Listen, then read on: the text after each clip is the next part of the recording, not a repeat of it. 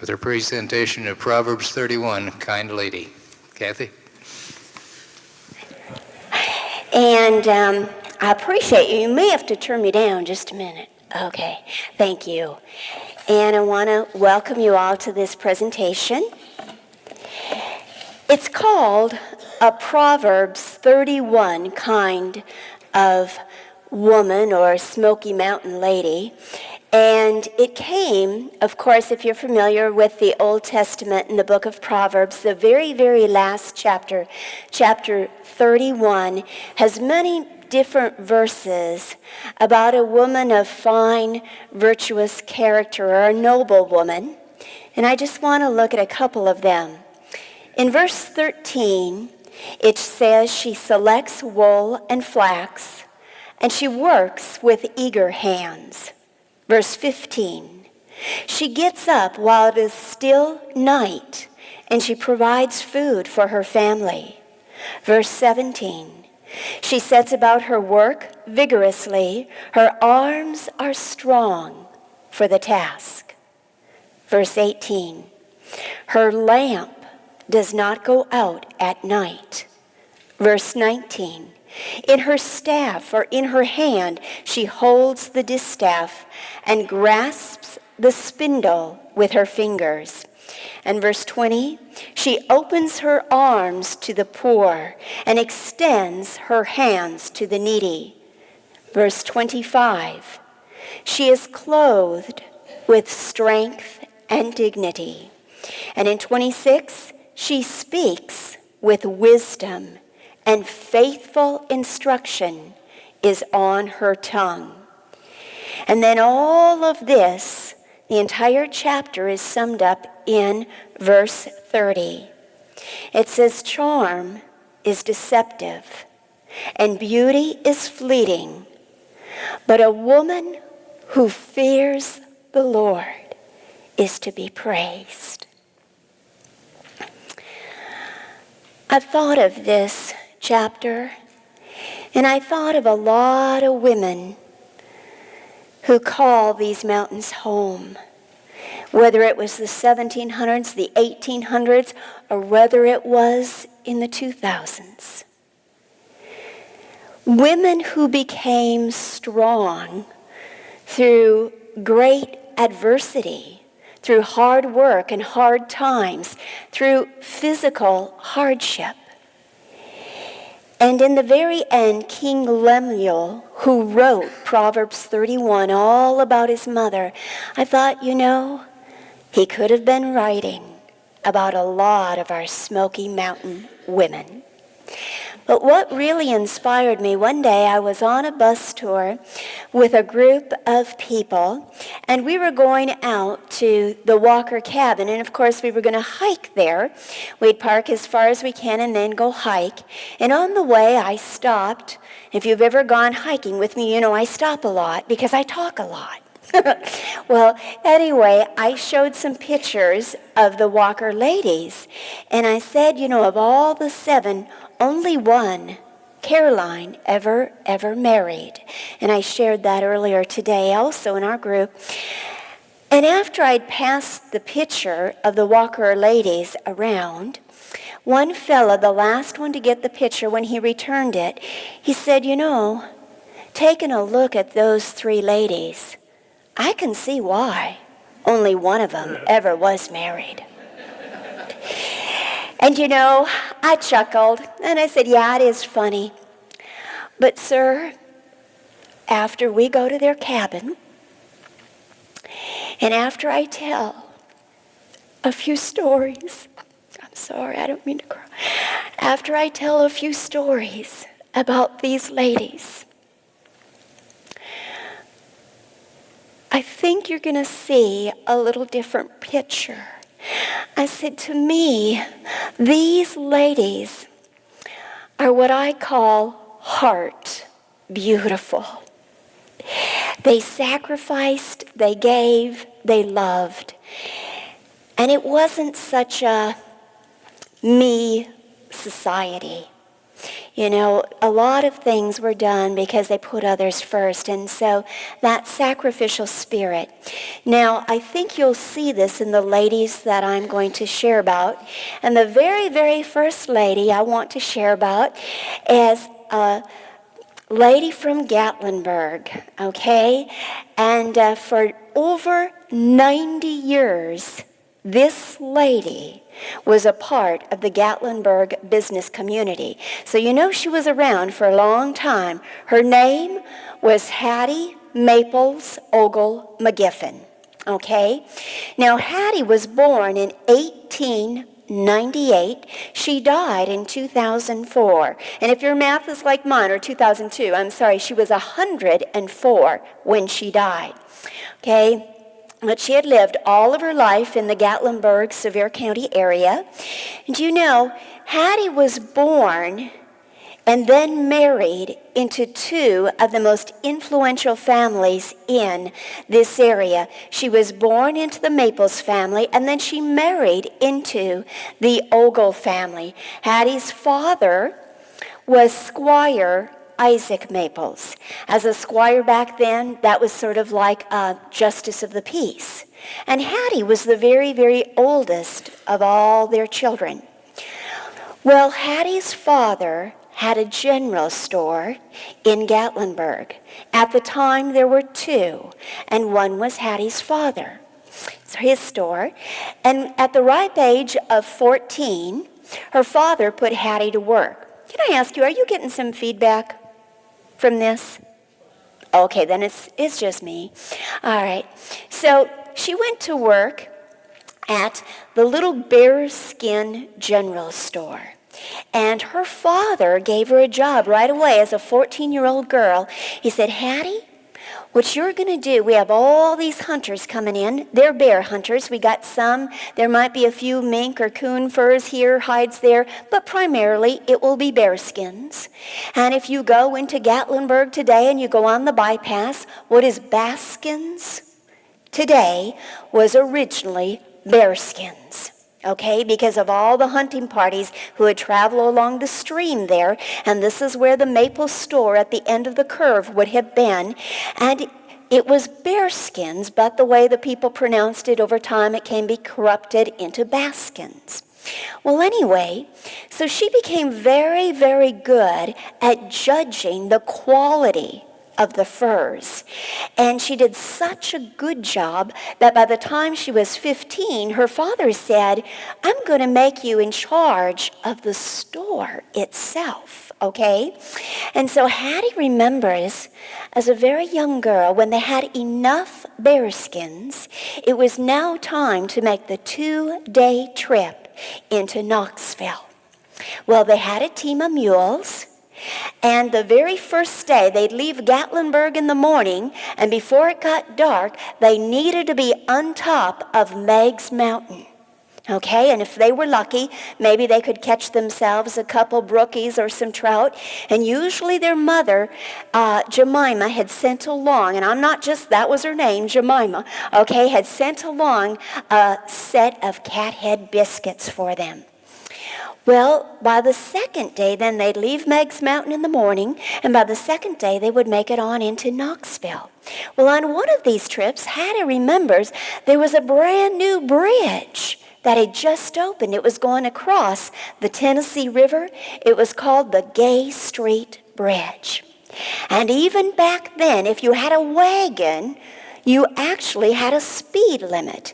And when they were going across the Gay Street Bridge, her father, for some reason, Squire Isaac, he decided he was going to take those mules to a trot. Well, at the end of the bridge, there was a policeman waiting for him.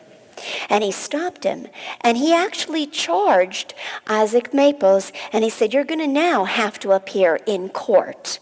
Well, Mr. Maples, being a very educated man, went to Maryville, to the college, and then Carson Newman. He said, I'm going to plead my own case.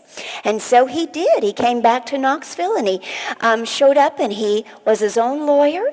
And he said, now you have to realize this was a brand new bridge. And the judge said, you know, Mr. Maples, you're right. This time, we're going to let you off with a warning. From now on, whenever you go across with your team, whatever it might be, you walk, not trot. And so we didn't have to pay that fine. I want to tell you, you know, the Maples were one of the busiest families in Gatlinburg. They had their hands and land in a lot of different things, but while Hattie was working at the store for her father, she's in her mid-teens now, she happens to fall in love with a young boy by the name of Charlie Ogle. And Charlie just happens to be the son of the one other man in town who owns the other general store, the Ogle store. And so they would find out as young teens, you know, Hattie would say to some of their customers, when you're done here, any chance you going up to Charlie's store? And if they'd say yes, she'd say, oh, I have a little note. When you get there, could you deliver this for me? And so the two, Charlie and Hattie, were sending, you know, these little love messages back and forth. But by the time Hattie was 19, she and Charlie, he was 24, they got married. And what's sort of funny, her family really teased her about this. They said, Hattie, I guess you figured that the best way to beat the competition was simply to marry it.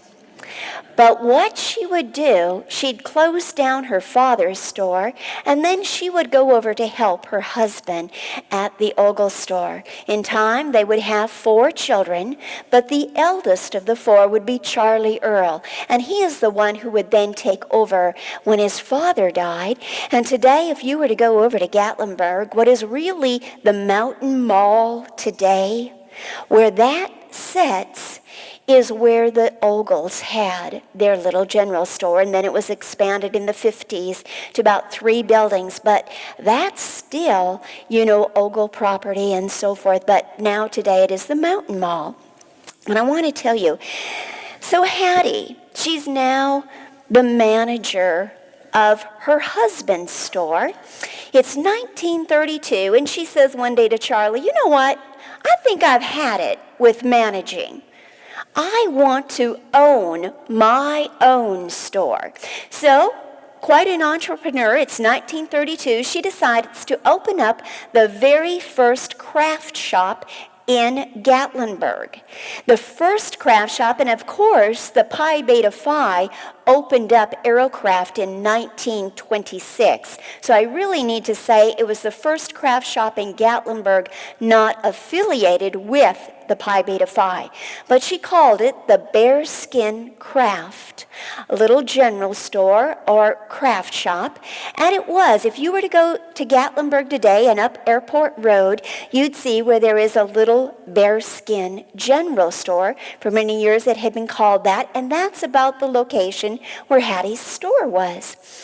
So Hattie had local mountain ladies. She just wanted the locals to come in and bring their baskets, bring their quilts, any coverlets, if they did any woodworking, any painting, any pottery. And then it wasn't a consignment shop. It was a local lady. She had about 25 of them. And whatever, they brought to her that day, she paid them immediately for it. And Hattie said, oh, it was wonderful. I had these ladies. They would come in and I would buy their goods. They'd have a little money in their pocket. You know what the first thing they'd do with it? They'd walk over to my husband's store, to Charlie's store, and they'd spend all the money. She said it was a pretty good system. It all was recirculated. But her store did very, very well, so she'd add another store, and then she added a couple stores in Pigeon Forge. But you see, Hattie, she loved the idea of Gatlinburg growing and becoming strong. And at this time, you didn't have a lot of souvenir shops like you would later in the 50s and 60s. So what was happening, even in the 30s, people were still walking up the path, like up Mount Harrison, to see Aunt Sophie and maybe buy one of her clay pipes or one of her bowls. And so she was trying to make it a little more accessible, but to still be selling the mountain people's goods. But she combined the traditional world of mountain ladies very well with the modern world. And what do I mean by that? She loved simple things. She loved to sit down and have some soup beans, and cornbread. Her clothes were just homespun. But she knew she had all these businesses. She was helping with the store, helping with the craft shops. But yet it was important. We need to tend gardens. We need to put up vegetables and do some canning. So she wasn't going to abandon those things. So you know what this lady did?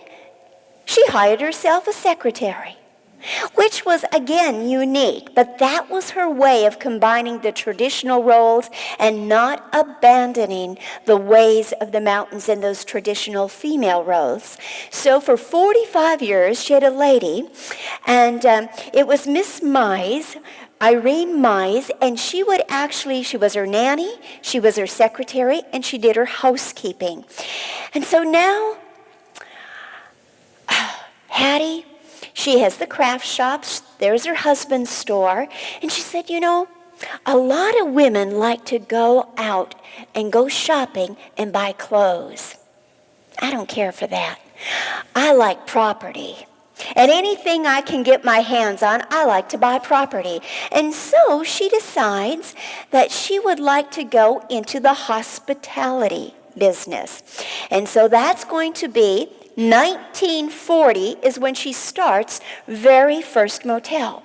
And the Maples had a really, really large swath of land in what is the middle of Gatlinburg today. She called it her father's cow pasture. You know what we call it? Airport Road. And think about it. All that stretch of land, if you know where the Park Vista Hotel is, you're coming down Airport Road. You'd go across the street. You got the Gatlinburg Inn, started by the Maple family, and then all the way up the hillside where the skylift is today, all Maple land. And then you'd continue beyond the town of Gatlinburg, and there was a swath that would continue going across Cove Mountain. You see, the Maples actually started the very first. Hattie's great-grandpa, Noah Maples, had the first little tiny store in a small, small little community called Banner. And that today, Banner is one of those side streets that you can see off of the spur, okay? But so Hattie, she decides she wants to get into the hospitality business, and so she is going to build a very, very large, the bearskin tourist home and 7 cottages. They'll be of native stone. Inside, the woodwork is all going to be the old wormy chestnut, and she makes it absolutely beautiful. In fact, it's getting quite a reputation. She wanted everything first class, and it got so much in the 1930s that even Al Capone and the mobsters out of Chicago knew when the heat was turned on, they had an expression: it's time to hightail it down to the bearskin in the Berg. Okay, so she was doing quite well. She'd add several more. The Bearskin Motel, 15 rooms. Later on, we had the Roaring Fork Motel. Later on, she'd have the Dudley Creek RV Park. Well, she was so industrious, hardworking, but she loved people. She loved serving people. She would work incessantly, but it was not because she wanted money and wanted to save, to hoard, or was money hungry. She loved the town of Gatlinburg. She wanted it to look clean. She wanted the people to be impressed with the people who lived and worked there. Hattie would get up in the morning at 4 a.m. every morning. You see, in the 40s and 50s and 60s, she had herself an apartment above, one of the first floor rooms in the Bearskin Motel. And what she would do, if the hotel was full, she'd tell them, no problem. You just, for $35, I'll let you come in and rent my room. Well, where would Hattie go? She slept in the laundry room. 1 month, she spent 3 months in the laundry room. And it was because her heart was for service and for giving. Hattie was the very first hotelier in Gatlinburg to introduce something called a continental breakfast. But before that, she was even doing room service, which ultimately meant Hattie service.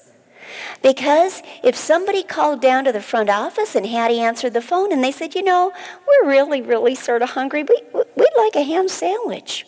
All right, what kind of bread you want on it? And Hattie would make the sandwich, and then she'd put it on a tray, get some flowers. She would personally then deliver it to your room. One day, she was doing this to a couple that were on the second floor. She knocked on their door, took them their tray, and the ladies in the room next door, they saw this. They said, Hattie, if there were a couple just in bed in the morning and they didn't want to feel like getting up, would you serve them coffee in their room and bring it to them? She said, absolutely. These 2 women went back to the room, went back to bed, got on the phone, and they said, Hattie, would you bring us some coffee? So Hattie delivered it to them. Heart, beautiful. Service, giving. And so Hattie, another thing people say about her, like I said, she lived till 2002, so a lot of people had stories about her. But she'd get up at 4 in the morning, and one of the reasons she got up so early, she wanted all those cigarette butts from the night before gone in the morning. You wouldn't see them at night once it got dark, but you could see them in the morning. So the first thing she'd do, she'd sweep down the immediate parking lot of her properties, and then she'd do the sidewalk. And they said, before you know it, Hattie Ogle had swept herself all the way down to Airport Road until she got to the junction with the main street of Gatlinburg. Because she wanted people to think well and to keep coming back to this area.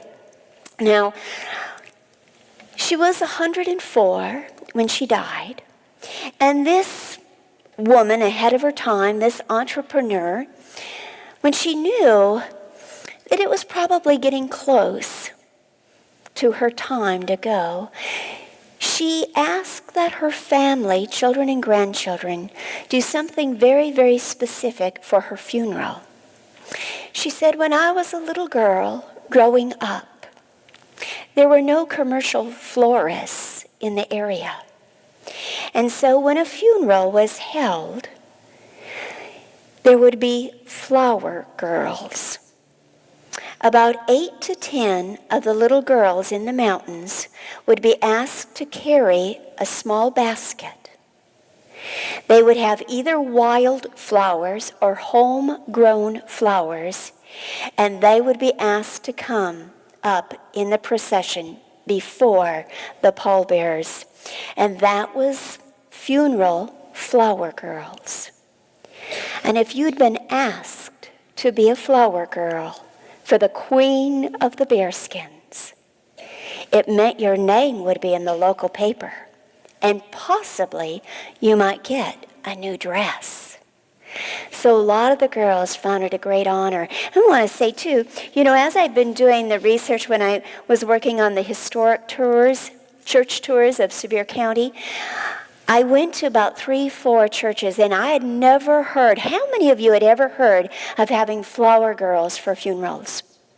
Okay, a couple of you, well, you're smarter than me because that was something new to me. But anyway, that was Miss Hattie.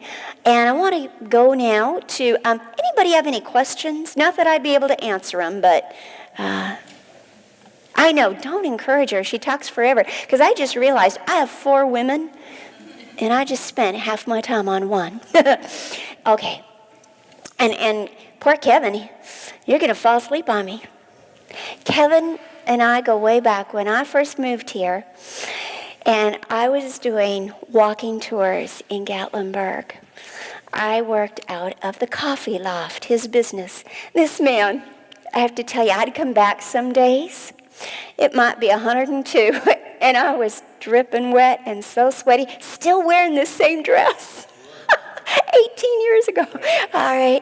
And he'd always, oh, Kathy, you need to have something to drink, he was always so good to me, but always very generous. But, okay, this second lady, we're going to go up a few years.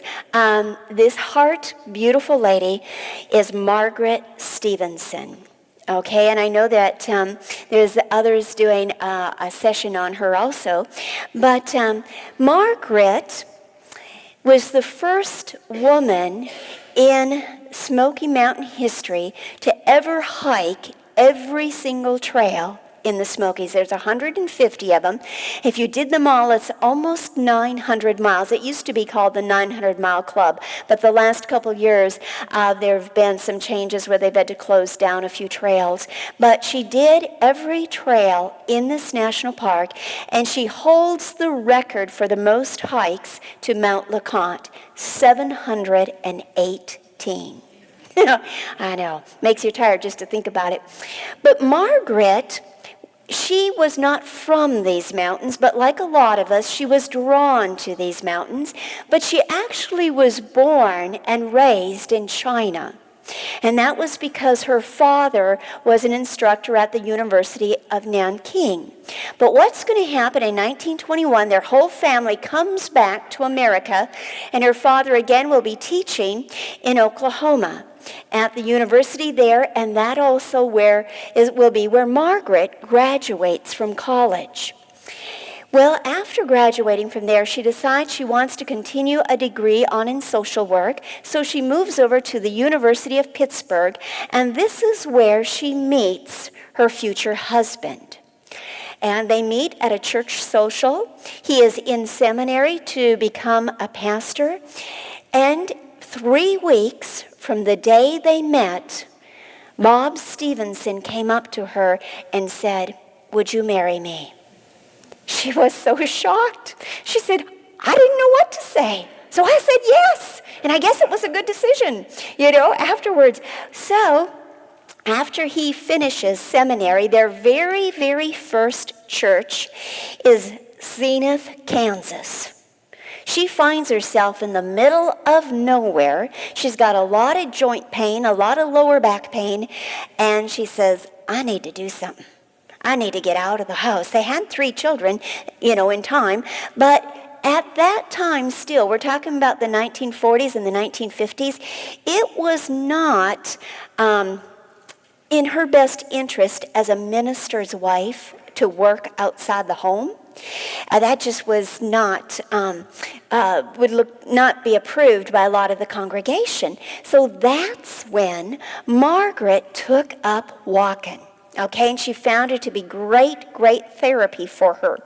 Well, what's going to happen? 1959, her husband takes another position with the Presbyterian Church. This time, they're moving him way across to North Carolina, Tryon, North Carolina.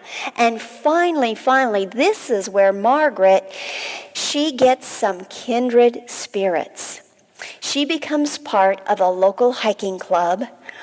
And in the fall of 1960, they decide to make their first trip to the Smokies.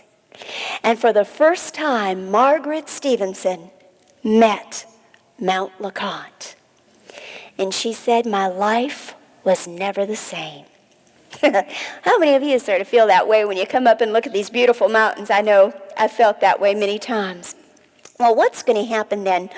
When her husband completely retires a few years later, they decide they're going to move to Maryville, Tennessee. That is their permanent home, and it's as if Margaret put a line in the sand, and just from that day on marked that her life every day was going to be devoted to hiking. She was on the trail. Now, she slept in a little more than Hattie Ogle. She stayed in bed till 4:30, okay? But by 4:30, she'd be up. She'd make herself some homemade granola, and she'd be waiting. And you better not be late if you were picking up Margaret, okay? Margaret knew how to drive, and she had her own car, but she didn't like driving. Like Gracie McNichol, she said, if I drive, I'm not looking around. I'm not seeing the sunset. I'm not seeing the wildflowers. I'm not seeing the trees. I want somebody else to drive. 1 year, because Margaret kept very, very good records. They still have her journal up at Mount LeConte at the lodge. And you can read a lot of her days and the hikes and stuff. But 1 year, Margaret, she hiked 3,000 miles and she drove 500. She wanted to be out on the trail bright and early. She said, that's when we have to be there. And Carson Brewer, the Knoxville newspaper, sometimes Bill Landry and his crew would be going with her. If it was something publicized in the newspapers, it would be not unusual for Margaret to have 50 to 70 people hiking with her up to the top of Mount LeConte. She was very, very sociable. Other hikers said that Margaret could talk to a fence post. But really, Margaret was trail therapy. And that's why I chose her as a heart beautiful lady. If you had just moved into the area, and maybe you didn't know anybody else, maybe you had just lost a spouse or someone in your family, been recently divorced, or let's say you were single, Margaret always welcomed people. She had a friendly face. She was very, very cheerful, very accepting. And so it's interesting today, she died in 2006. And if you were to go on Wednesday morning out to Sugarlands, now 10 years later, on Wednesday morning, Margaret Stevenson's hiking club is still going. That was her most popular and favorite day. She went every day of the week, but still, Wednesday was her most favorite day. And they loved Margaret because they said, if you had a burden, you could share it with Margaret. If you had something you wanted to talk about, you could share it with her. But if you wanted to hike and just walk in silence, that was okay with Margaret, and she understood. And so she was very, very good at therapy. And I think part of that was her own hiking came out of her own hurts and pain. And it became therapy for her initially, so she then knew how to minister hiking therapy to others later on. But one thing about Margaret, they said she had a lot of silly jokes, that she'd tell corny jokes along the way. And one of her favorites was to tell the story about the mama skunk and all of her baby skunks that went to church every Sunday and sat in their own pew. This was a Margaret joke, okay? Don't blame me, all right? But they said no matter how bad the weather would be, if it was a very, very rainy day, a foggy day, you'd get up to Mount LeConte, and all the way up there you couldn't see a thing. You were almost always back home. She was saying it's going to be sunny. The sun is going to come out. We're almost there. It's just around the next corner. She'd tell other hikers, it doesn't get hot in the mountains. No matter what the time of year, it won't get hot. And one lady got so frustrated one day, she stopped and she said, Margaret, I got news for you. It gets hot in the Smokies. Well, she backtracked a little. But one day, Margaret was taking a pretty large group, and they were going up to the top of one of the old fire towers. And by the time they had gone all those flights of steps, everybody else was very, very exhausted. except for Margaret. When she got up to the top, she flew her arms open wide and she said, "Folks, just take a look at this view." And then Margaret looked down. What she hadn't seen before she said that was there was a couple who had been hiking on their own, and they were missing a few clothes, and they really weren't expecting any company at the moment. So can you imagine taking a whole group of people up there like that? But Margaret Stevenson, she's been called the most walkingest woman in these mountains. And one of the guides that I work with, I was talking to him the other day because he knew Margaret pretty well. And if you go up, or I'm sure a lot of you have been to the top at Mount LeConte and go in the lodge, and there's an office area. This is the lady whose hiking boots were bronzed. Okay, one of the, Beezy, one of the guides I work with, he was one of them that had to carry. They made two people carry her bronze hiking boots up there. Each one was carrying one in their backpacks. But also, if you take a look at the ledger, her journals, she would, in those 718 hikes, she'd say the day, the time they left, the trail they used, what time it was when they got up there, what the weather was like, were there any bear, anything like that. Gave a lot of other information just as a way to encourage other people to keep hiking.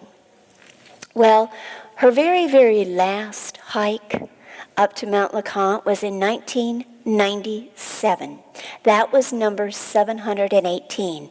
She had to have knee surgery a couple years later, and so after that she just hiked more flat areas and around by her neighborhood. But she is a woman like Gracie McNichol, who also hiked to the top of the mountains. Gracie didn't do quite as often, 244 times, but it's interesting. The two never hiked together, but when Gracie was finishing up her career, she started hiking Mount LeConte when she was 62. Her last hike was when she was 92. Okay?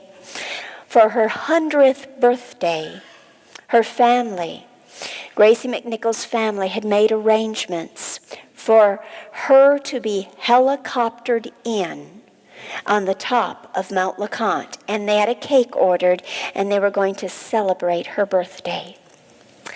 But just a few months before Gracie's 100th birthday, the Lord took her home. But if you knew Gracie, she wouldn't have minded.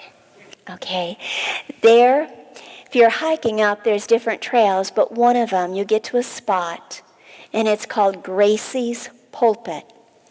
Because when Gracie was making many, many hikes up there, even after a stroke, and after breaking her back, she still continued to hike. For a while, she was wearing a back brace, but her goal was by next spring, no matter what, I'm going to see the roadies on top of Mount LeConte. And so she'd get to a certain spot where there was a beautiful, beautiful overlook. And when Gracie got to that point, she stopped and she'd quote Psalm 121:1. I lift up mine eyes unto the hills, from whence cometh my strength. My strength cometh from the Lord, the maker of heaven and earth. Gracie appeared on Charles Kuralt's TV program, Exploring America. And he said, Gracie, why do you keep climbing that same mountain over and over again? She said, Mr. Kuralt, that's easy. When I'm up on the mountain is when I feel the closest to God. And when things were the very, very darkest for me, he was the one who gave me the strength that I needed to keep on walking.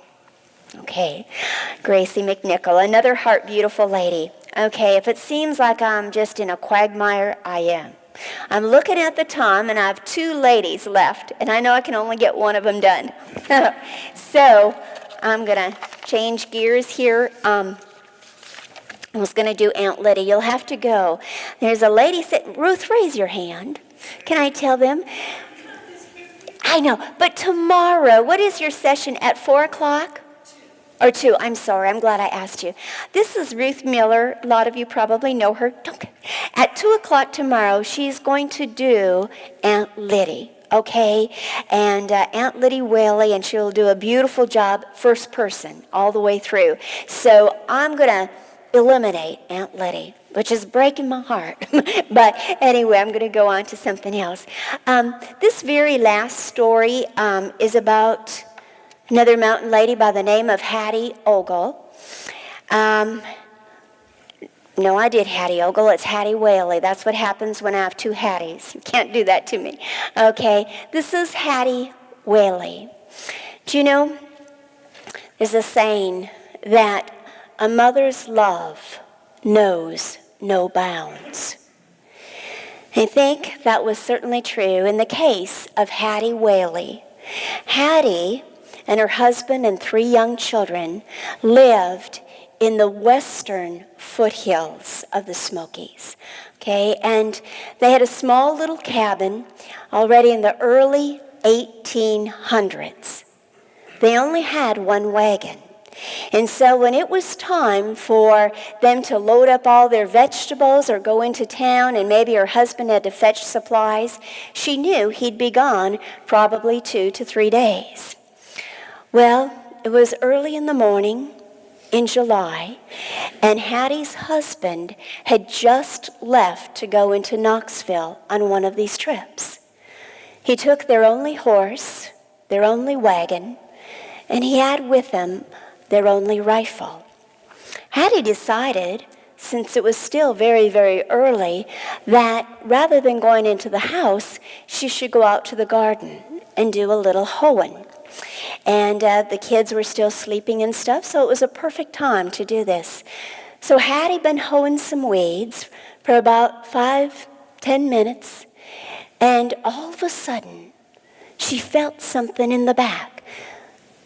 She had turned around with her hoe, and she looked down, and she saw that she had just been bitten by a timbered rattler. And he had sunk his fangs deep down into the back of her leg. So Hattie, being a good mountain woman, she just took one very, very quick chop of that hoe and chopped that head off, and within a second, he was dead. But Hattie knew also that now that poison from him would be also traveling through her bloodstream, and that she too would be dead in probably a few minutes. And then she thought of her children. If I die, no one is going to be coming by here for several days till my husband's back. And with no more thought of herself, she threw that hoe down and she ran into the cabin and she scooped up her 2 babies. And then she ran to the room where the little 5-year-old was sleeping, and she woke him up and she said, "Now listen, you got to run. Mama's going to run, and you follow me, and you run as fast as you can like you've never run before, because we've got to get to Ben Husky's farm." Ben Husky lived over 2.5 miles away. She was going to try to take a shortcut and go through the woods, but it was a thick, thick thicket, and there was a lot of dog hobble and briars. So she started running. But she felt that she was getting sick in her stomach, and she was getting weaker and lightheaded. So she had to stop every few minutes and relieve the churning in her stomach. After a while, she couldn't run anymore. She walked, and then she had to quit walking.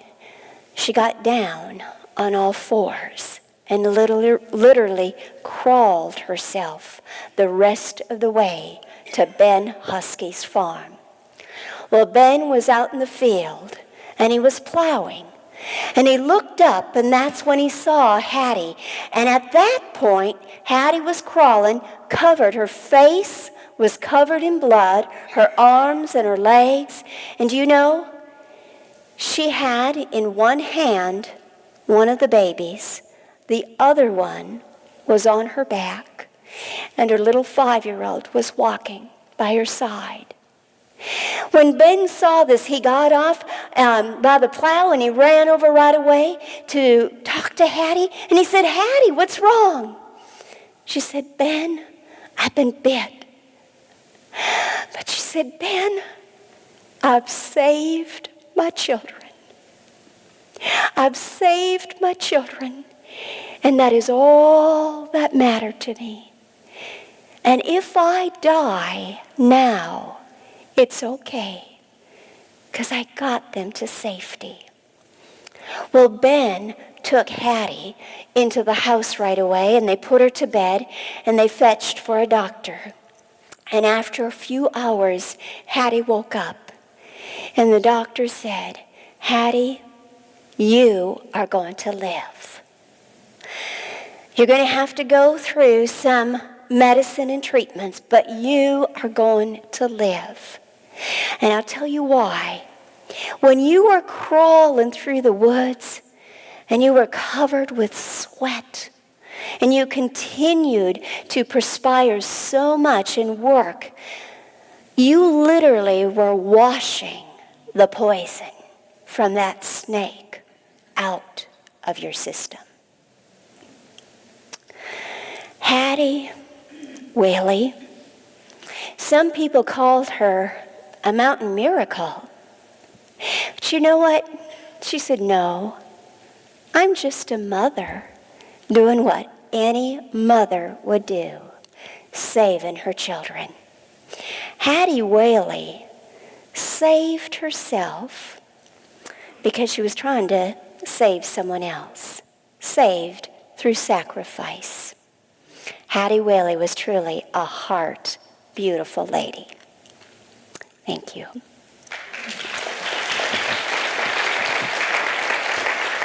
I know that's killing me to get done 10 minutes early, but I had 4 more pages on Lydia, and I'll leave that. But one thing I do want to make an announcement. If you're planning to take the historic churches of Sevier County, the first day that we do it on Friday, we are allowing time for you to eat at Bush Beans. You don't have to eat there. You can take something along, but we are going to allow you time. And some have been asking, because it doesn't show on Saturday where we'd be eating. Actually, I've asked at one of the particular churches that we go to if the women of the church wouldn't be willing to do like a covered dish or a meal for us.